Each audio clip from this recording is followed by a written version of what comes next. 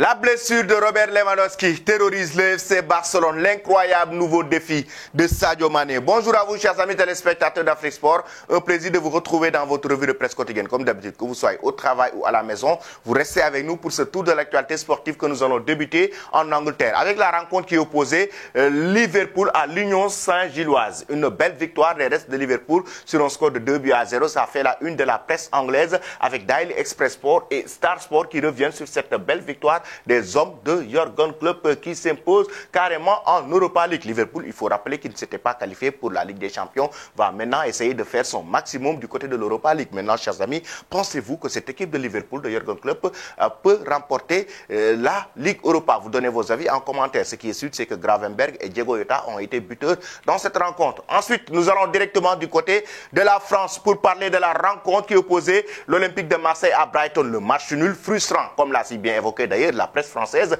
avec le quotidien L'équipe. Rageant alors qu'il menait 2-0 à la mi-temps. L'OM, pour son premier match à domicile depuis la crise de gouvernance, a concédé en fin de rencontre un nul plus que frustrant, comme l'a si bien évoqué aussi la Provence, qui est le média local. Frustrant parce que les hommes de Gennaro Gattuso ont enregistré 2 buts, ont encaissé 2 buts en deuxième période. En première période, ils ont mené 2-0 et c'était catastrophique la deuxième période de cette équipe de l'Olympique de Marseille qui a concédé un match nul dans cette rencontre, mais qui est très frustrant selon la presse française. Que pensez-vous, chers amis, de cette rencontre et de ce match nul du club français? Vous donnez vos avis en commentaire. Ensuite, en Espagne maintenant, avec la presse madrilène qui revient déjà sur l'ambition de cette équipe du Maroc d'organiser ou bien d'accueillir la finale de la Coupe du Monde 2030, comme l'a si bien titré le quotidien Marca. Le Maroc quierait la finale du Mondial avec son président de la Fédération marocaine de football, Fawzi Lekja, qui l'a carrément évoqué. Esperamos vivir une grande finale en Casablanca. Nous espérons vivre ou bien nous espérons avoir une grande finale à Casablanca selon Fawzi Lekja. Pensez-vous, chers amis, que c'est possible?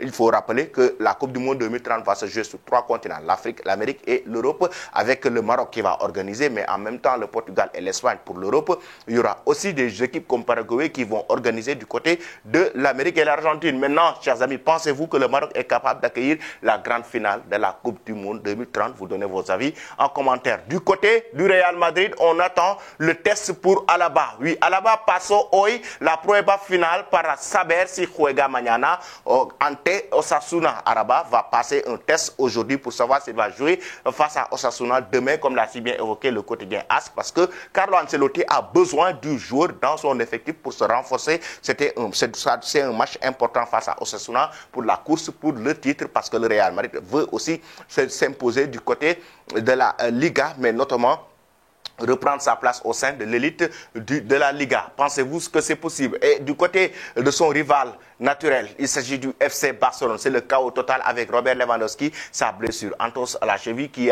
lui coûte des semaines de repos, mais en même temps, il va rater le Classico, comme l'a si bien titré le quotidien Sport Lewandowski, Sim Classico, Lewandowski sans le Classico, sans Lewandowski. Lewandowski qui est complètement KO parce que cette blessure va beaucoup l'handicaper, non seulement par rapport à ces matchs qu'il va rater, mais aussi par rapport au reste de la saison. Et là, actuellement, chers amis, cette blessure terrorise actuellement les dirigeants Blaugrana par rapport à ce joueur Robert Lewandowski qui peut rater plusieurs rencontres durant le reste de la saison. Que pensez-vous de cette blessure et que le Real, aujourd'hui, le FC Barcelone peut aller gagner des matchs sans Robert Lewandowski? Donnez vos avis en commentaire. Ensuite, nous allons directement parler de la forme physique de Sadio Mané. Le joueur sénégalais va jouer un match important aujourd'hui. Ça sera Al Nassr face à Abra qui sera à 15h. Un match important et Sadio Mané vise un 7e but et un 7e succès et un nouveau défi. Sadio Mané, le nouveau défi, c'est d'être prolifique avec Al Nassr, mais aussi avec l'équipe nationale du Sénégal, Sadio Mané, qui doit préparer la Coupe d'Afrique des Nations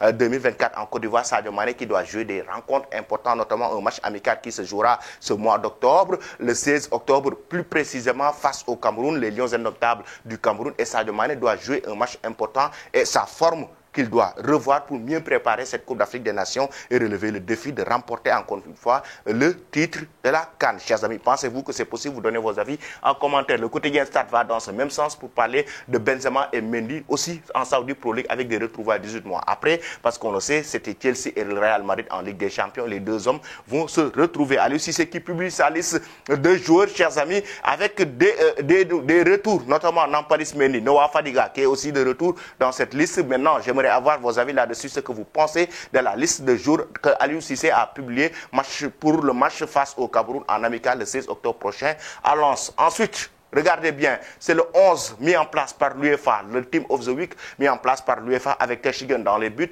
Et il y aura aussi une défense à 3 avec Charles, le joueur de Newcastle. Il y a aussi accompagné de Calabria, Sanchez aussi dans cette défense à 3. Au milieu de terrain, on a Jude Bellingham, on a Bryce Mendes, on a Boukari, on a Almiron. Et aussi, on a en attaque des joueurs comme Olgun, il y aura Brouma, il y aura Sekan. Voici donc le 11 de départ de l'UEFA. Donnez vos avis en commentaire. Restez connectés sur Afrique Sport pour ne rien rater de l'actualité. Merci et très bonne journée.